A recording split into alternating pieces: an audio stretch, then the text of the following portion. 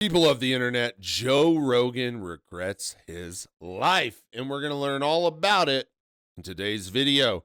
But before we do, please like, subscribe, share, and turn on notifications. Thank you. Let's get to it, right? Meow. Having a big platform composed of loyal followers is a big responsibility, because depending on just how much of that audience hangs on your every word, there can be disastrous consequences if your ideals get misaligned. Because once you make a mistake, untold damage may be done.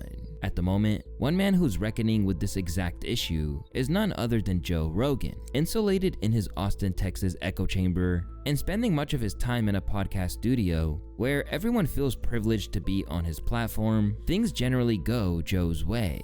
However, he's currently facing a crisis of confidence over his recent political endorsements, a decision which was deemed to be so much of a coup that some Trump-supporting news media and other high-profile supporters believed it might have clinched the whole thing. Joe Rogan endorsing Donald Trump. This just after Elon Musk made the case for 45 during his 2.5-hour sit-down interview on Rogan's podcast today. So two major endorsements, Megyn Kelly and Joe Rogan, at Monday night. Nobody deserves this more than him, and nobody deserves this more than his family does.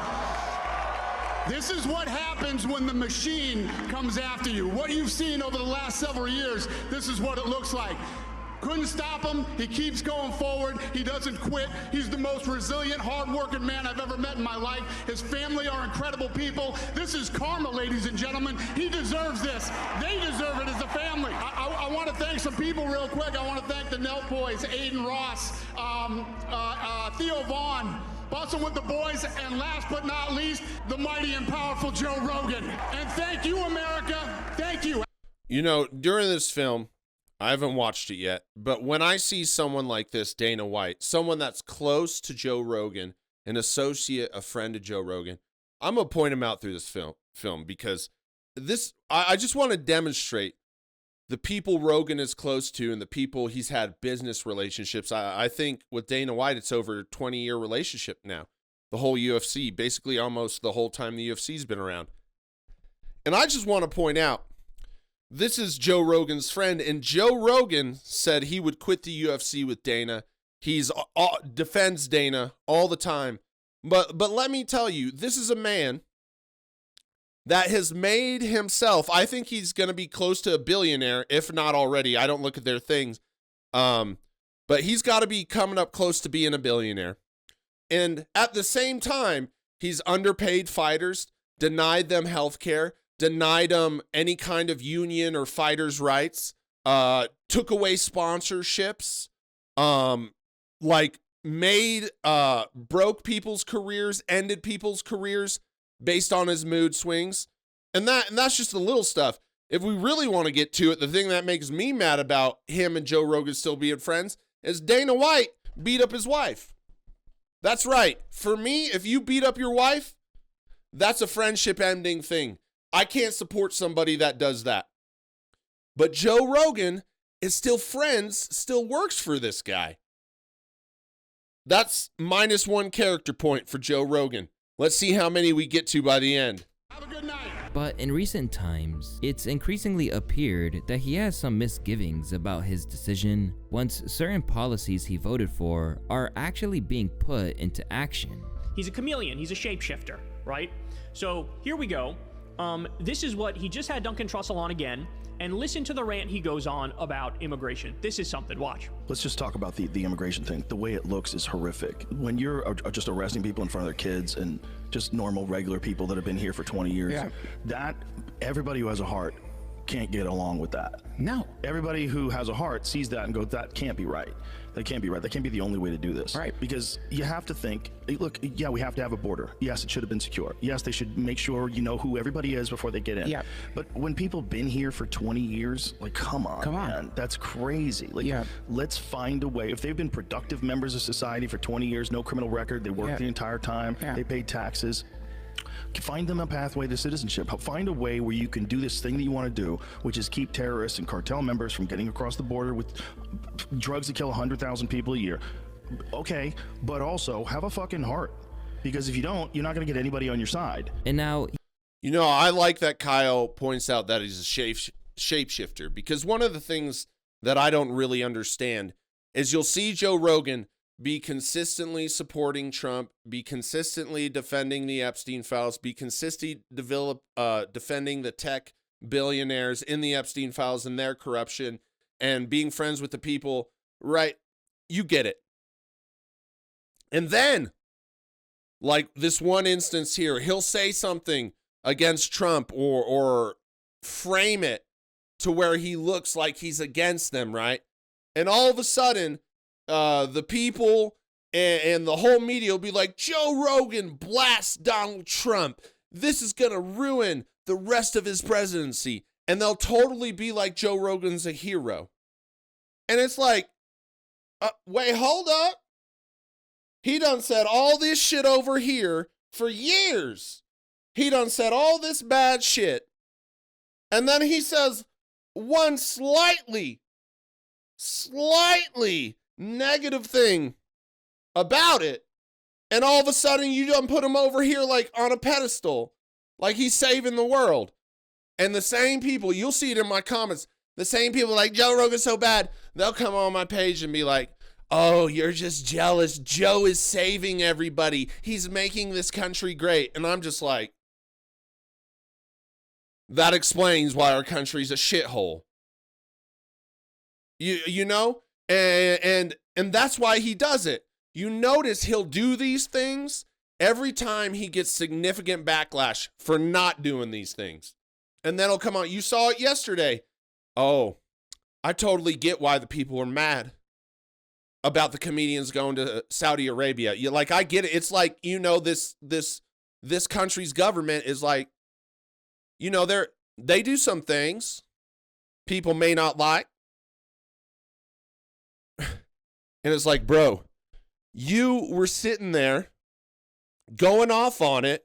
And then with Andrew Schultz about the Saudi Arabia and how we're all losers and all that. And then you took it into a giant shit on Mark Maron rant.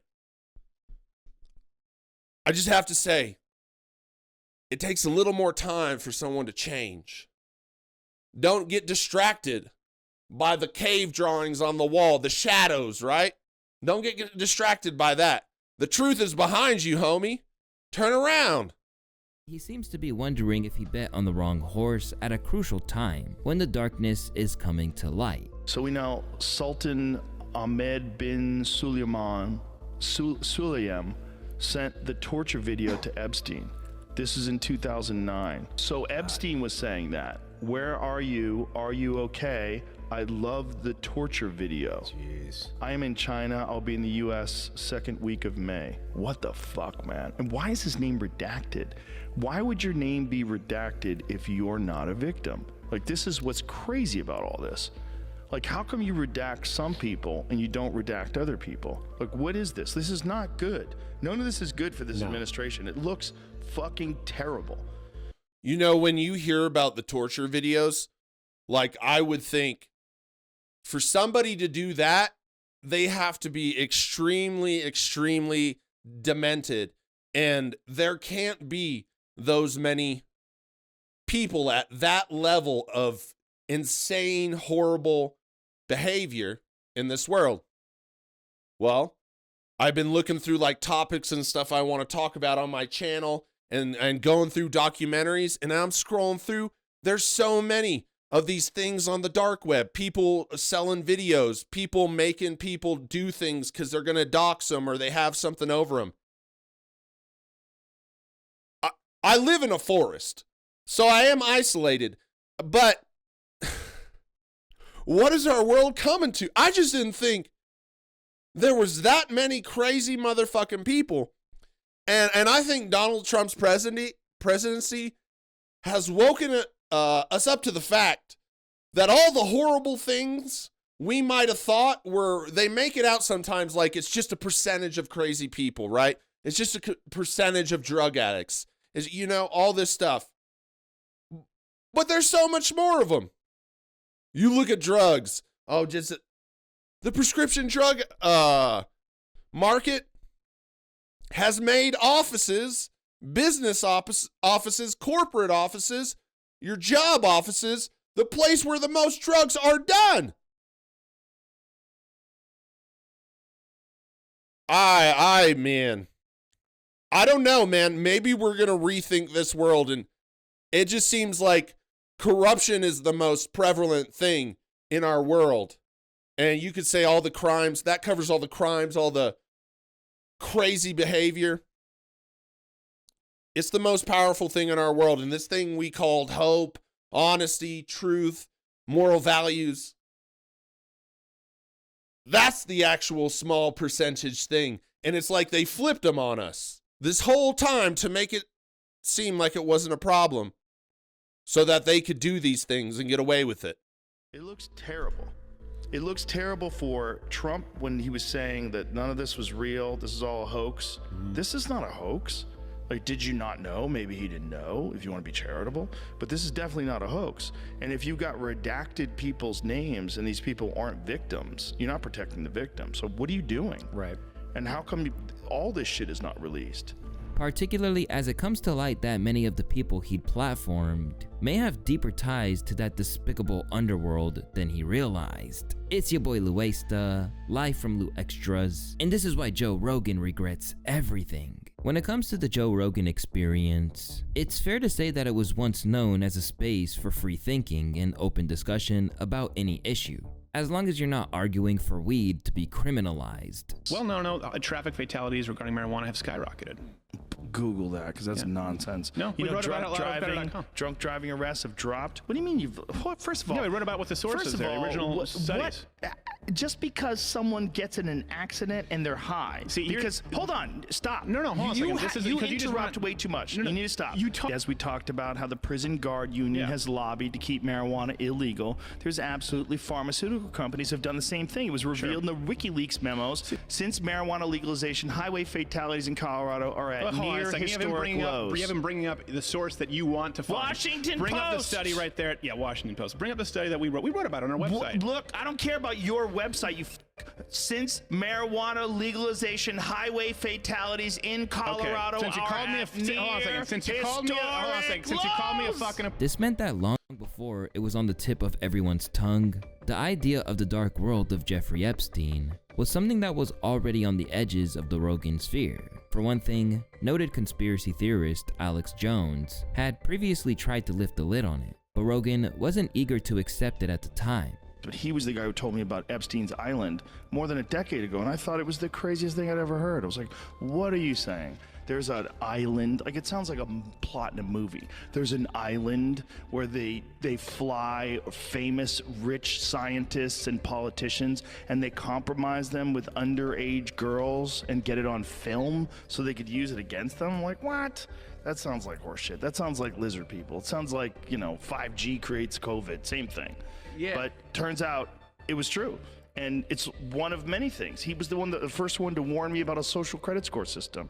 He's like, they're going to try to implement a social credit score system, and your money is going to be tied. They'll have centralized digital currency, and your money will be tied to your social credit score system, and you step out of line, you won't be able to buy things. You won't be able to travel. You won't be able to do anything. They're going to try to keep you within a 15-minute radius of your home, and they're starting to do that in places. Yeah, all of it's real. In spite of the fact that he didn't necessarily buy it all, he has since revealed that he turned down the dubious opportunity to go. There it is again. More Epstein files, people. Joe Rogan had on his shows after the recent batch released, knowing, and he had RFK on too. That's who Joe Rogan associates with.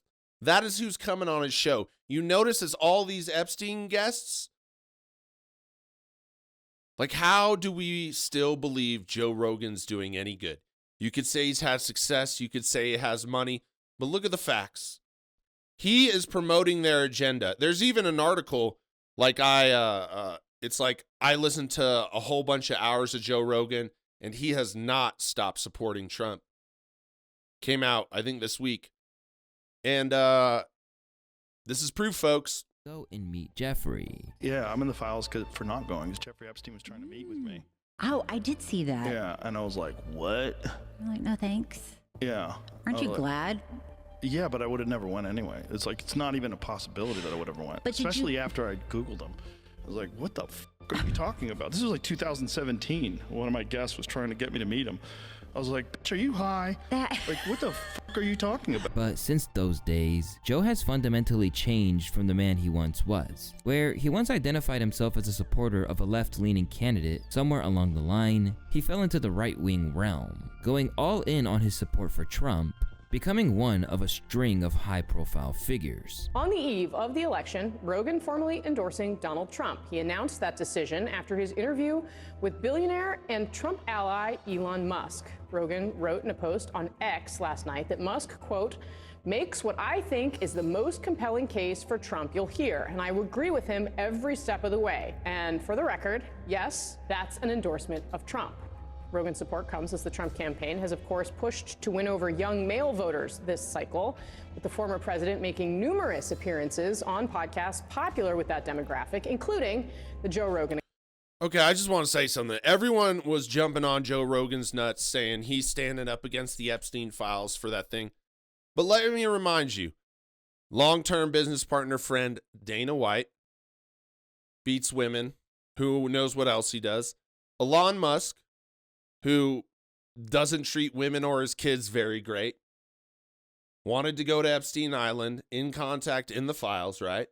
And then you look at Peter Thiel, which could be one of the worst people that he has in life. And don't forget Duncan Trussell, who was wearing that Palantir hat proudly, mocking people that made fun of him for Palantir. And when the Epstein files came out, all of a sudden that hat came off. Where'd it go, Duncan? Put on your Palantir hat. Now, you want to talk about Joe Rogan's character, right? You want to talk about Joe Rogan's character. Just look at Peter Thiel. We know he's in the Epstein files. Just that alone, you shouldn't be friends with that guy. But this guy runs all of the systems, all of the data tracking, all of the coordination, pretty much everything for the American government. So he helps in the warmongering. He knows about all the corruption. He knows America's secrets. They're on his network, his programs, his apps, everything that's implemented. That is what is used to control the U.S. government. And he knows everything about him. You're telling me you have a program and you do a contract and you get all of America's secrets and corruption and you don't look? Let me give you a file with all of America's craziest secrets, and I'll put it right next to your couch on the table. Don't touch it. How long that gonna last? A few seconds. I'm gonna rip that bitch open and look at it. Right? And Joe Rogan knows that he does all this. The warmongering. But Joe is still friends with that. His little dumb friend, Duncan Trussell, goes to all the fucking conferences, his Antichrist conference, wears his hat, speaks his name. Joe Rogan knows he's a warmonger, a sex pest, a PDF, and he's still friends with him. Tell me Joe Rogan didn't do something. You can't be around those people for that long and not get involved. There's no reason not to think that Mars and all these planets don't have life. Is cocaine a stronger up? Yeah. A lot of wrestlers they want to do the UFC thing, but they can't take the shots. I played football too. I didn't particularly like it. What position were you? No, I didn't like it. I played tight end. I'll tell you about TikTok. Trump is going to keep TikTok going. Over time, it gradually became part of a larger shift in his world outlook, with Joe getting to the point that he's celebrating the mega rich that he had previously critiqued. But when I look at billionaires and how I like billionaires to behave, there's two I really love. I love Elon because he's fucking crazy and he lives in a $50,000 house and he has people drive him around everywhere. He doesn't own anything, doesn't own any houses, and he's one of the richest men on earth. And then Jeff Bezos, who's balling out of control, where they have to take a fucking bridge apart because he wants to get his giant yacht through it. Once Trump got into power, Rogan and his cohorts were deemed so... Doesn't that say something about our government? That they'll take a bridge apart for a rich billionaire, but they won't fix our roads, they won't give us health care. Basically, they won't give a shit about you. Says a lot about our world. I mean, the fact that these two bozos are famous. Oh, man. That's Jake Paul. You can see his haircut. Important that they were brought along to the inauguration to celebrate his second term. But since things have continued to unfold with the administration, Joe has proven that he isn't completely incapable of critical thought at this point. Because after the president said that there were going to be major revelations the minute that he came into power, in regards to disclosing documents, and failed to deliver, Joe had questions as soon as the Trump administration began to backtrack on the issue. The Epstein stuff is so crazy because when Kash Patel was on here and he was like, there's nothing. And I was like, what are you talking about? Yeah. I didn't even know what to say. My thought was, and people are like, why didn't you push back more? My thought was like, I'm just going to put this out there and let the internet do its work. Because there's nothing I can. The guy's saying there's no tapes, there's no video. That doesn't make any sense. Everyone knows it doesn't make any sense. He didn't know about the Michael Baden stuff, the autopsy stuff, where it showed that he had 3 broken bones in his neck, which never happens when you hang yourself. Even when you like leap from somewhere with a rope around your neck and it snaps your neck, you never have 3 and he's broken in a prison bones. cell. He's not launching himself off the first floor balcony. The whole thing was nuts. And then he's like, well, we have a film. We're going to release that film. And the film has... I mean, he's saying that to the CIA right there. Come on now, people. There's another dirty dog right there. You know he's done some questionable things if he worked for that 3-letter agency. Just saying. Everyone around Jogan, the old Jogan is bad. There's another character point. One more for Peter Thiel. One more for Elon Musk. He's going to have no character, which is pretty much accurate. By the end of this, it's accurate. He has no character. He's been hanging around bad people for so long, and y'all just want to be convinced that he's a good person that you don't look at that shit. But look at everyone he's around. Even the comedians, they're fucking scumbags too. Nobody wants to do the math on this though. It's okay. A fucking minute missing from it. Yeah. Like, do you think we're babies? Like, what is this? Also, you got people, including Dan Bongino, right, making bank for a couple of years talking about how awful it is, and we got to get this shit, and this is a huge conspiracy, and then you release a 2-page memo that says, there's nothing to see here. Yeah, because you're walking by your bedroom window and you see a little laser, red laser moving across your chest. But where it started off subtly enough, the initial skepticism over whether or not the regime was hiding anything has eventually withered away, and as time has gone by, it's been replaced with sheer horror. Like, we had this sort of vague understanding, but when you see in the email, like, clear evidence that they're talking about children in pretty obscene ways, horrifying ways. So that was the thing that, like, even when I talked to Mike Benz about that, he was sort of incredulous about. Okay, I gotta correct this guy making the video, because this is not actually. I mean, he's trying to make it look like, I don't know if he supports Joe Rogan, but Joe Rogan's been glazing Trump and having all his officials on and defending them in the Epstein files, defending them in their actions in the government. That ICE thing he was saying, he backtracked on that shit too. Like a couple days later, that's what he does. He says something, it gets to be the narrative, the media publishes everything, and then everybody forgets what he said 95% of the time.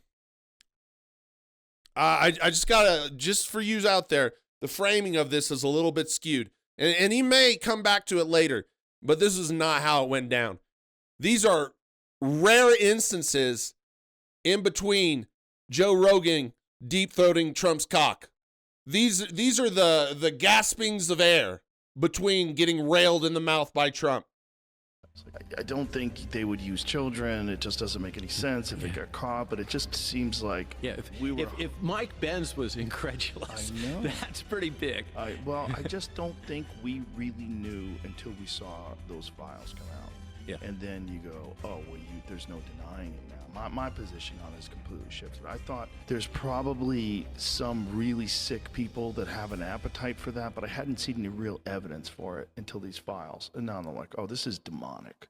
This is clearly demonic. Following the unveiling of 3 million files relating to Jeffrey Epstein, Joe was left struggling to wrap his head around the levels of depravity that the elites are still perpetrating. This is the one that I hate the most. Yeah. Because this one scares the shit out of me. Because the fear of, we talked about this yesterday with Roger Avery, the fear of these like literally demonic human beings that are running the world and don't give a fuck about human lives and enjoy watching people being tortured, enjoy watching people killed, participating in ritual sacrifice of people, and they do it in order to show that you're a part of a team and we know that has always historically been a real thing, and it's been something that you look at in history, you go, God, it's so sick, it's so twisted, it's so disgusting, and everybody wants to think, thank God that's not happening now. And while much of the content remained redacted and was just this framing of this, I just have to correct it.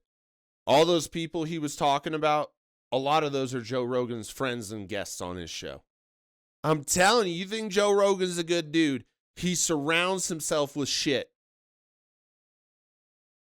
One day, folks, one day, you're going to be like, damn, Lion Mouse, he called that shit like 20 years ago. Fraction of what they actually extracted from the terabytes of data authorities have in their possession. Joe insists that he's having a tough time looking at any of it, preferring to defer to others. Until these files, and now I'm like, oh, this is demonic.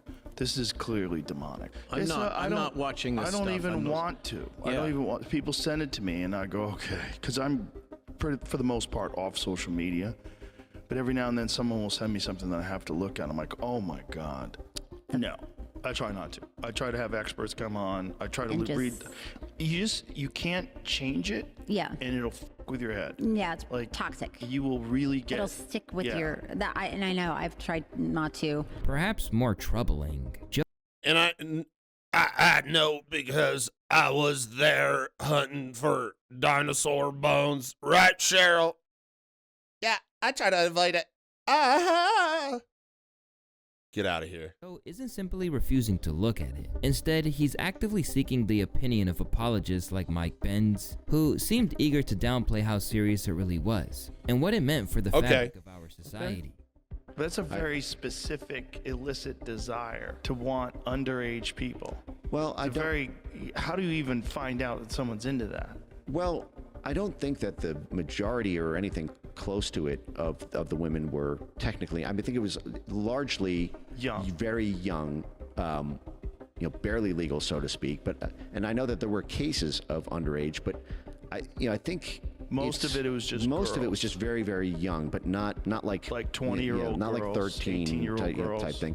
And then, remember, because this is an international enterprise, and many of the clients are in countries that don't necessarily have the same norms about that that we do. You can very easily see someone getting involved in that just because girls juice deals. Similarly, political commentator Michael Malice seemed to try to minimize Joe's concerns by suggesting that it's okay to be checked out of the ongoing discourse around it, or to not view getting to the truth of this as a real priority. This guy was a clown. I watching this episode to do a video on, this guy is just a total clown. And I remember Michael Malice, I think he used to be on a lot more earlier on, and Joe Rogan used to make him out to be this cutting edge guy, on top of it. He's getting to the truth of things.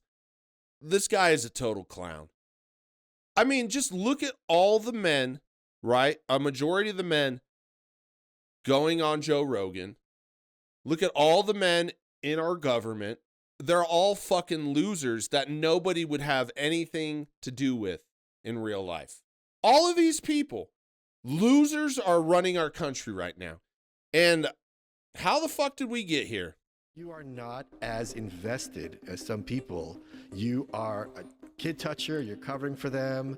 You want this to happen. You're complicit retroactively somehow. Yeah. And I can't make heads or tails of it. I had Luke Rukowski on my show, who's been a conspiracy, I'm not saying in a negative way, conspiracy guy for a very long time. He used to work with Alex. He broke it down. Then I had Michael Tracy on my show, and he said, look, a lot of this. I have to say he is showing the part that the content creator, I have to say he is now showing the parts that were Joe Rogan's real opinions defending the administration. I jumped the gun. I always do. I jumped the gun on the video. Sometimes you see something. It was just happening. I mean, we're 15 minutes in, and this is just getting messaged. I'm sorry. I jumped the gun, folks. My bad. What? I didn't hit play either. The day of failures for me, folks. Hysteria. I don't know who is right, who is wrong, but if I have any kind of skepticism, I am somehow wanting children to be abused. It's insane. Well, it's like so much of it is cryptic. Like we don't necessarily understand what they were talking about. Right, and if you say, like, what's beef jerky? Here's the thing, it's obviously kids. It's not just that it might be kids or probably, it's obvious. And if you're denying that jerky is obviously kids, you're denying that people are children. I'm not denying people are children. I'm just saying, what if it's heroin? What if it's weapon? I haven't read all those emails, but the idea that it's definitely literally infants, it seems like I want to see some receipts. Despite their best efforts to take the weight off his shoulders over maybe siding with the elites, it's obvious that Joe, as both a father of two and a fellow human being who's capable of empathy, is struggling with what he's seeing. So we know Sultan Ahmed bin Sulayem sent the torture video to Epstein. This is in 2009. So Epstein was saying that. Where are you? Are you okay? I love the torture video. Jeez. I am in China. I'll be in the US second week of May. What the fuck, man? And why is his name redacted? Why would your name be redacted if you're not a victim? Like, this is what's crazy about all this. Like, how come you redact some people and you don't redact other people? Like, what is this? This is not good. None of this is good for this administration. It looks fucking terrible. It looks terrible. It looks terrible for Trump when he was saying that none of this was real. This is all a hoax. This is not a hoax. Like, did you not know? Maybe he didn't know, if you want to be charitable. But this is definitely not a hoax. And if you got redacted people's names and these people aren't victims, you're not protecting the victim. So what are you doing? Right.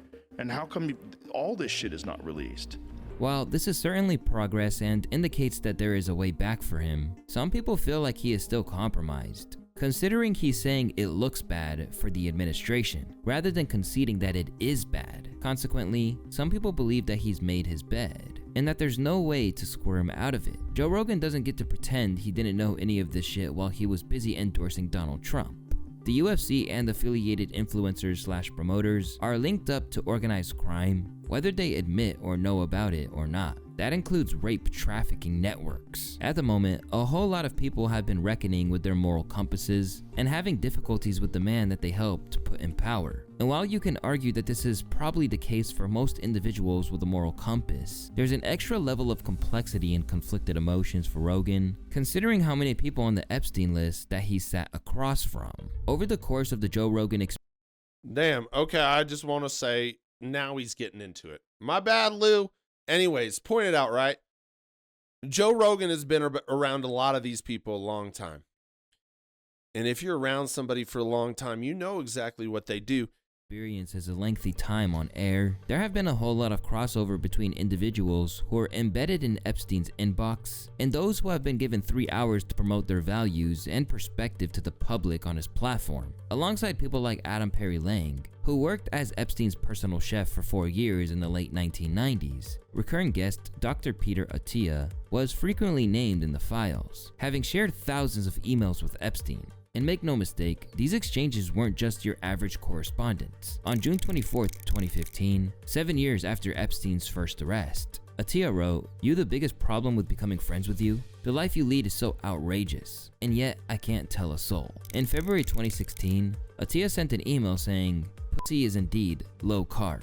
Still awaiting results on gluten content though, and even when things started to go awry for Epstein, Peter remained loyal by his side. When 80 accusers came forward in 2018, Attia appeared to be expressing concern for what it meant for his patient and confidant, inquiring, "Legally, any change?" prompting Epstein to respond, "Same as usual, just tougher." Once all of this was divulged to the public, he put out a damage control statement. "To be clear, I was not involved in any criminal activity. My interactions with Epstein had nothing to do with his sexual abuse or exploitation of anyone. I was never on his plane, never on his island, and never present at any sex parties. That said, I apologize and regret putting myself in a position where emails, some of them embarrassing, tasteless, and indefensible, are now public, and that is on me. I accept that reality and the humiliation that comes with it." While Rogan remains conspicuously silent on Attia, other people who've platformed him, such as Joe's comedian pal Andrew Schultz, who has recently renounced his entire ties to the Trump administration and his role in normalizing him, are roasting Atiya for his cringe email exchanges. Is probably not coming on the podcast and being a dick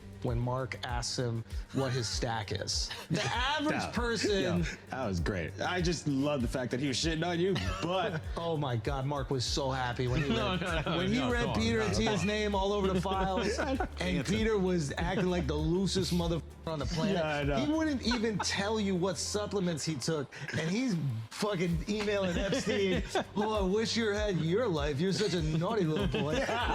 What was this personality that he was devoid of on this podcast? That he asked to come on. I know. Yeah, I asked him about supplements, and he was like, I don't want to talk about supplements. And I was like, it's carb free, and he was like, dude, I'm glad you brought that up. I'm glad you asked. Alongside FBI Director Kash Patel's name cropping up, Joe has also played host for Barry Wise, the prominent media figure who's married to Nellie Bowles, a journalist who was named in the Epstein files. And funnily enough, when the topic of Jeffrey came up during her last trip to the podcast studio, she pretty much parried it off. How did they not let, I mean, but it how was did they not completely protect him? no, I mean, no one knows who he really worked for, right? No one knows. No one knows that. No, but what we people don't know. knew, meaning, Someone must But know. what I was going to say is, like, you know, I've talked to enough people that knew him, met him, went to parties at his house, and said, like, everyone knew this about him. It was like a Harvey Weinstein thing. Right. You know, in the sense of the young women. Yeah. You know? Yeah. Or in the sense that everyone knew about Bill Cosby that came into contact with him. Like, there were things that were just agreed to never speak about. You know, it's like, it's just absolutely sick. I was up when the story broke about him hanging himself, I was obsessed for like a few days, but then I had to move on to other things. Like, the world is a big place. That's what they're Jews are hoping getting beaten for. in the streets. Yeah, but it's also like, you got to recognize that she's the one at CBS, and she's basically Trump's propaganda puppet around Joe Rogan. Once again, character points all-time low, just like Donald Trump's approval.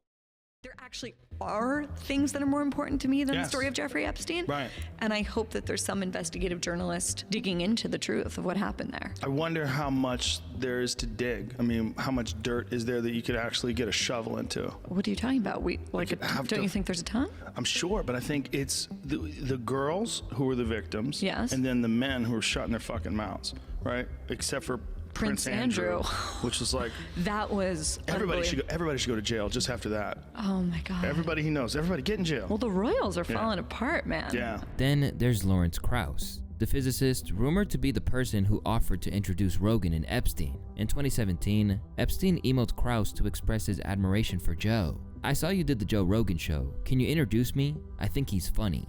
Among the billionaires and big players that cross over between Epstein and Rogan is Palantir CEO Peter Thiel. On the JRE, the controversial mogul freely admitted to meeting Jeffrey several times, all of which occurred after his prior conviction in 2008. It was Reid Hoffman in Silicon Valley introduced us in 2014, but it was.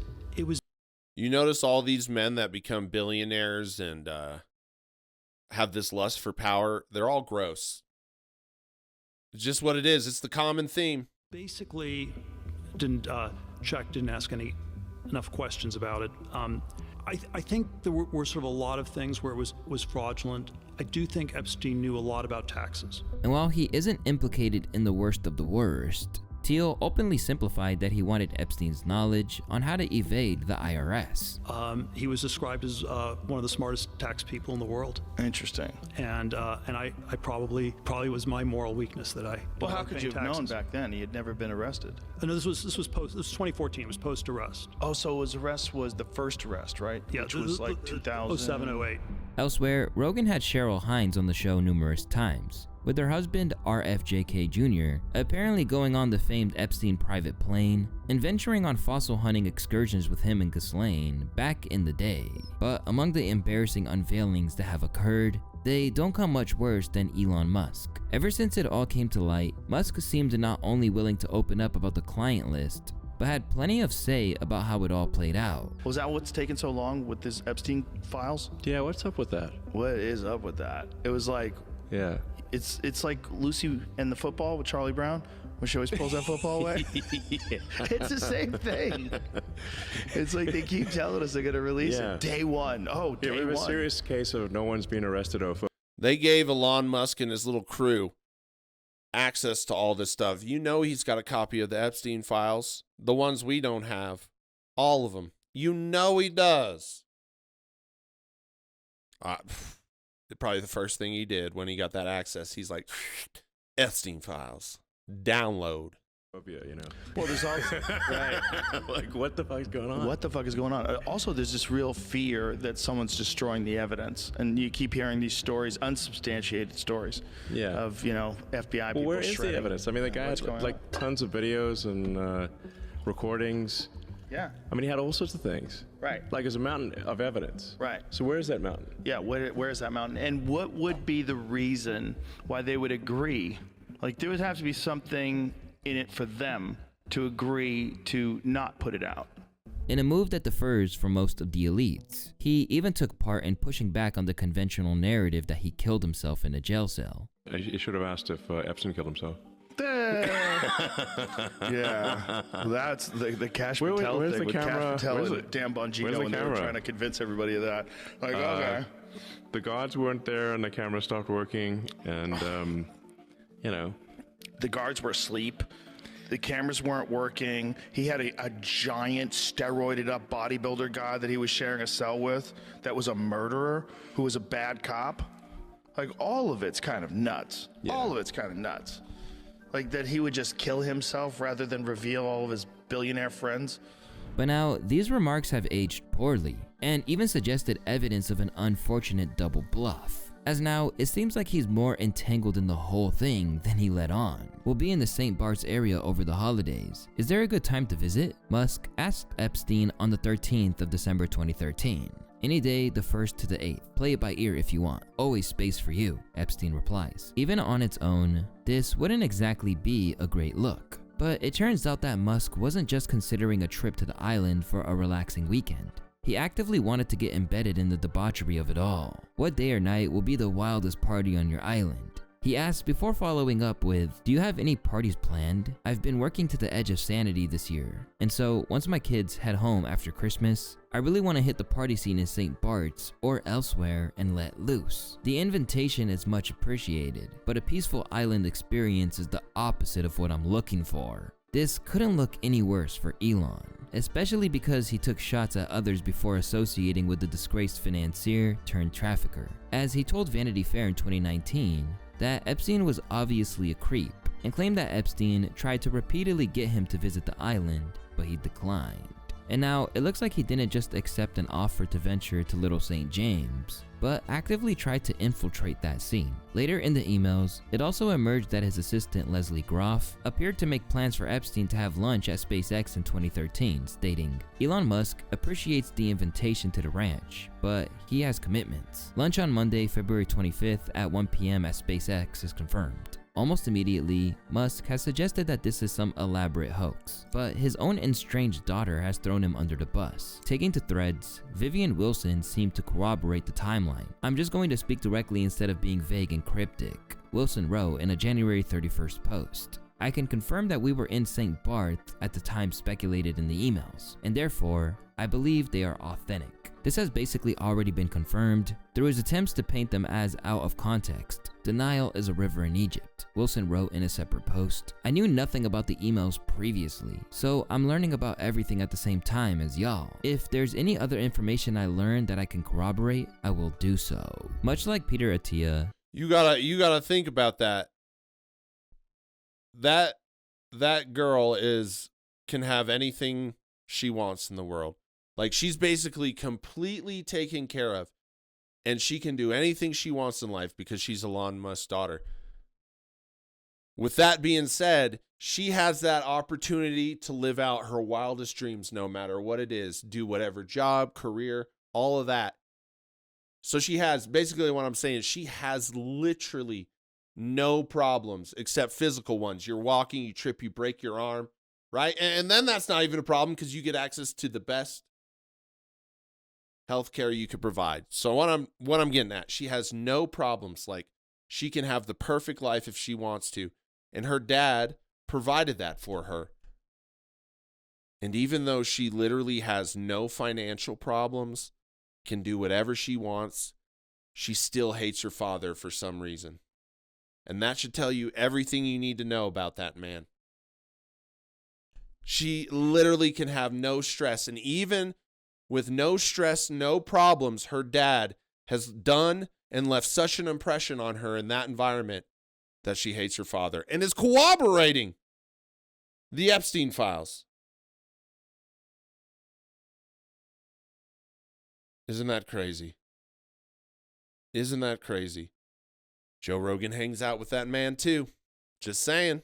This is making a lot of Musk's previous defenders in the Rogan sphere to look at him in a whole new light. The Elon emails that Elon's reaching out to him and be like, hey, is there a party? And Jeffrey's like, oh, maybe. And he's like, I want the craziest party of all time. I want the wildest one. Saddest shit I've ever seen. And Epstein's like, oh, yeah, man. Like, he's trying to talk in code. He curbed Elon. He was too hungry. Is Elon the corniest billionaire? Dude.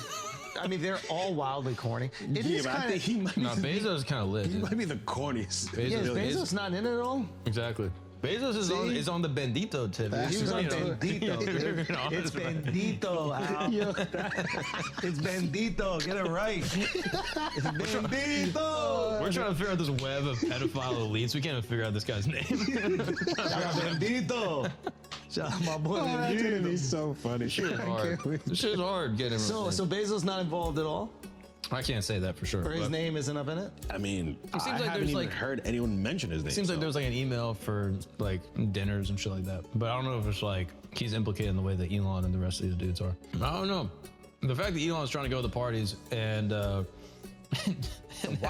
Epstein's just like, hey man, we actually canceled the parties. The end result of all these new revelations about Joe's beloved billionaire left listeners hoping that Rogan holds him to account on it all the next time that he's on the pod. Rogan will follow up on this, right? Elon himself in the files was not on my bingo list. Elon Musk, the wolf in sheep's clothing. Then of course, there's Trump, a man whom he sat across from for a podcast and didn't once mention Epstein despite their well-documented friendship and highly controversial ties. But of course, he wouldn't have brought it up then, at a time when the whole point was to provide Trump a platform to bolster his campaign.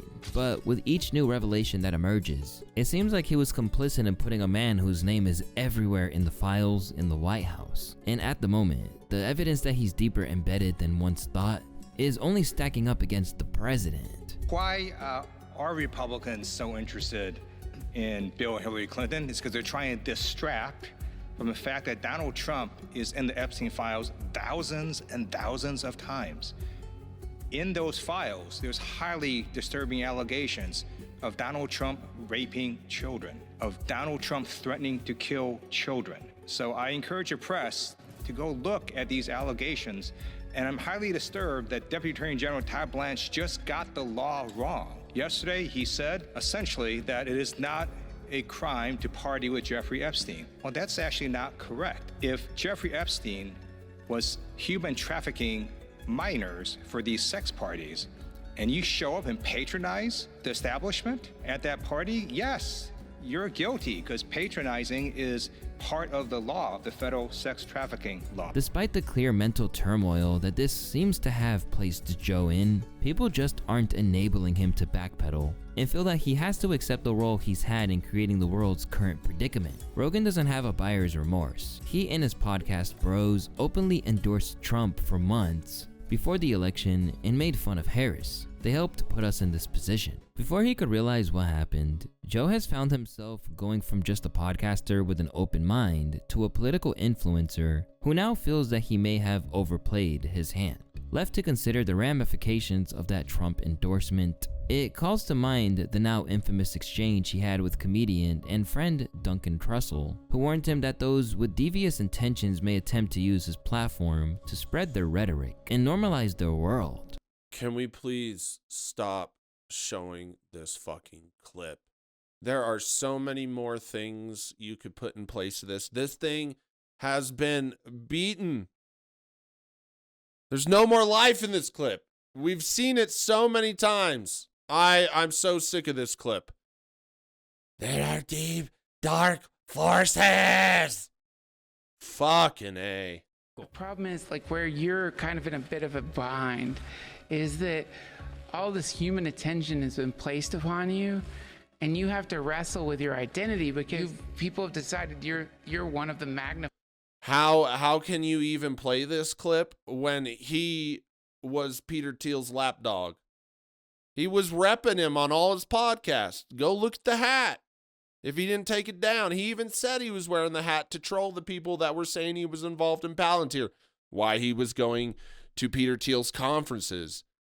It just makes this whole thing, you know, he joined Joe. Joe brought him on over, even though he said all this shit.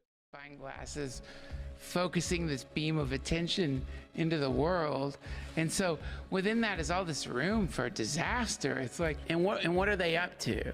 And then you start thinking, see, this is what I think about if I were you. Then you start thinking, like, man, I've got this podcast that lots of people listen to. Has it ever happened where maybe some really intelligent person has manipulated me in an attempt to get me to disseminate some kind of information out into the world? Good luck manipulating me, Duncan Trussell. I'm an American. You have such a crazy power that if you're not careful, folks from deep, dark wells of perspective are gonna infiltrate you. Now, Joe has been venturing all the way back to consider the little moments that led to everything coming out in the first place. A fight between two teenage girls at Royal Palm Beach High School in Florida. Here are the details of how the event triggered the investigation. Early 2005, two girls at Royal Palm Beach High School got into a fight during which one girl repeatedly called the other girl a prostitute or hooker. Following the fight, school administrations and parents investigated, searching one of the girls' purses and finding $300 in cash. The confession. The student initially claimed the money was from working at a fast food restaurant, but later revealed she had been paid for massages by a wealthy man, later identified as Jeffrey Epstein. This revelation led to a police investigation in March of 2005, when the stepmother of one of the girls reported the molestation to the Palm Beach police. Wow.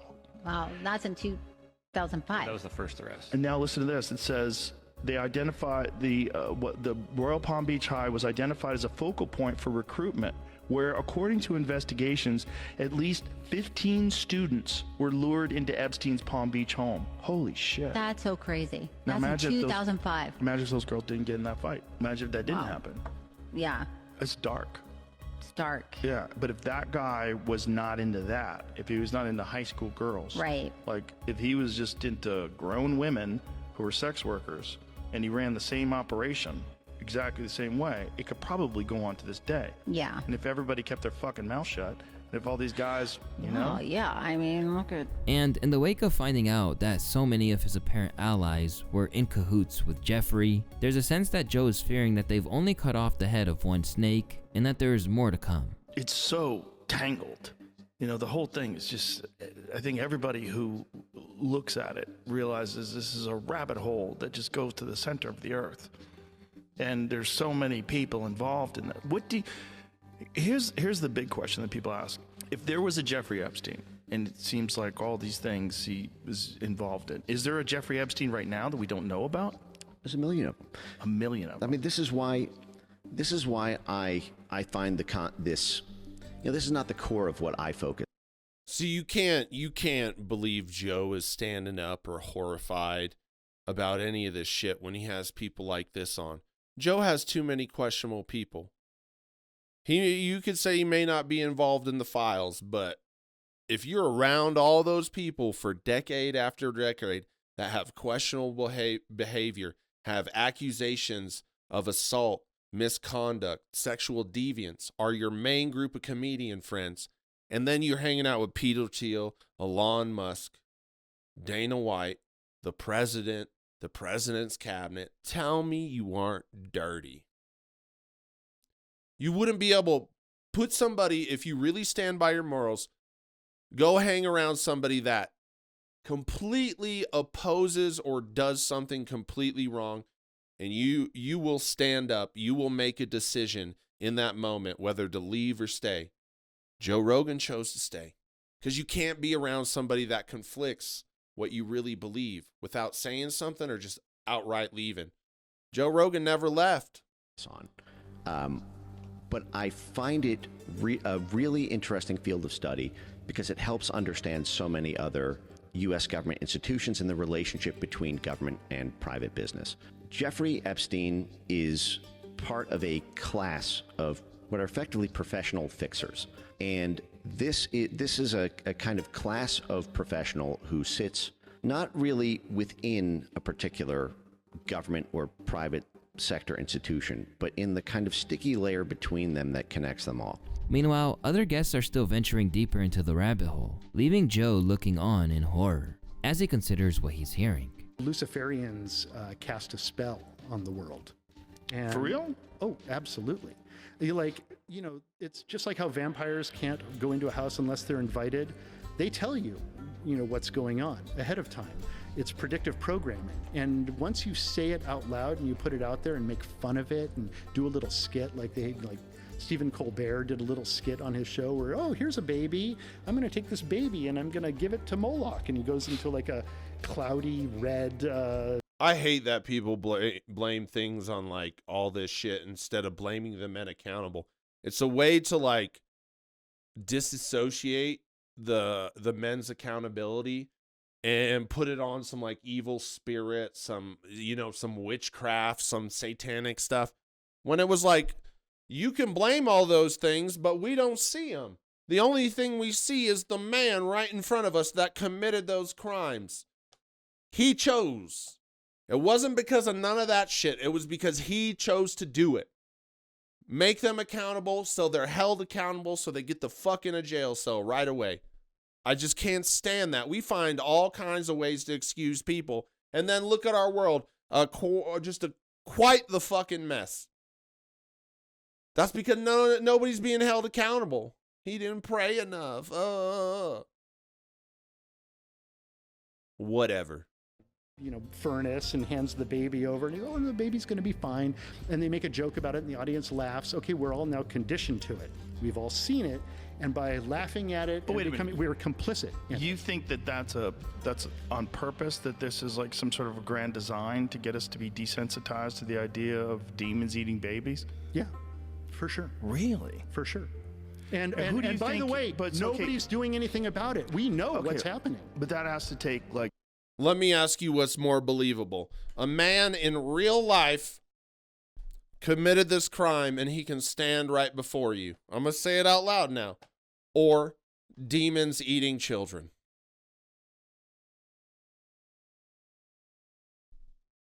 Tough one, huh? There has to be a person or some group of people. Yeah, like about 8,500 people. And after being duped in the way he was, it's hard to judge him for being very skeptical of everything around, particularly when people like Kash Patel came onto his platform and had lied to his face. I just want to say one last time, I was saying earlier that but I did say it'll probably come in the end, but I'll give the guy credit one more time. I made a mistake, and the first half was just the lead up. He's breaking it all down now. Just want to say it one more time. We're not going to re-victimize women. We're not going to put that shit back out there. It's not happening, because then he wins. Not doing it. To my right is an email that was sent by the victim's lawyers to the DOJ. It was a list of names not to release. What did the DOJ do with this email? They released this email in the document production. Literally the worst thing you could do to the survivors, you did. And they're getting phone calls. A lot of these people didn't want to be known. And we know you touched the document because you redacted one name. And you redacted the lawyer's name, but you left the survivor's name there. Now, he seems to be trying to reclaim the roots of the podcast where he'd welcomed any idea, rather than just feeding into the existing political pipeline. And this is the thing about conspiracy theories. They've done a really good job of making it seem like you're a fool if you believe in conspiracy theories. And they did a really good job of that during the Kennedy assassination. That's when the term conspiracy theorist really became popular. Yeah. It wasn't really a thing that people talked about all the time before the Kennedy assassination. And then after that, that became this term that they would use for kooks. Yeah, You're a label. Conspiracy A label. theorist. Yeah. Like they use that for me all the time. I was about to say. Yeah, all the time. Are you like the king of I am a conspiracy theorist. Yes.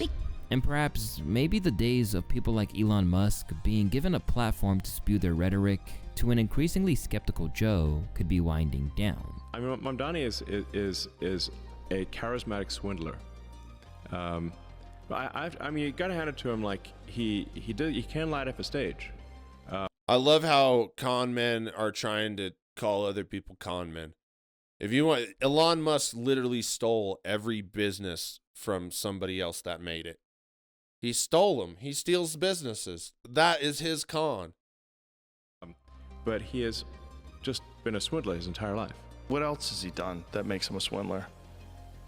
Well, I guess if you say if you say to any audience whatever that audience wants to hear, instead of having a consistent message, I would say that is a swindly thing to do. Exactly what Trump does in all of his cabinets. Look how many times they change their story on the reason for war in Iran. How many times? It was no, it wasn't that. It was this actually. We didn't say that. Did you see Marco Rubio? When that reporter who asked him a question said he said something totally different, and then he came back and said, "Oh, I didn't say that." You know, who asked that question? I did. And he just totally lied to her. It's crazy. But that was who he supported. And, yeah.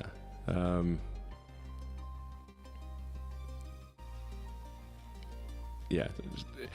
But he is charismatic. However, there is still a long road back for him when it comes to gaining the respect of the wider audience again. Because while most of his ardent fans will ride with him no matter what, and he's still exceedingly wealthy, Joe is clearly at a low ebb on a personal front, where he's questioning his own worldview and his ability to discern who's genuine and who has ulterior motives. No matter what you've got in your bank account, that's a really tough spot to be in.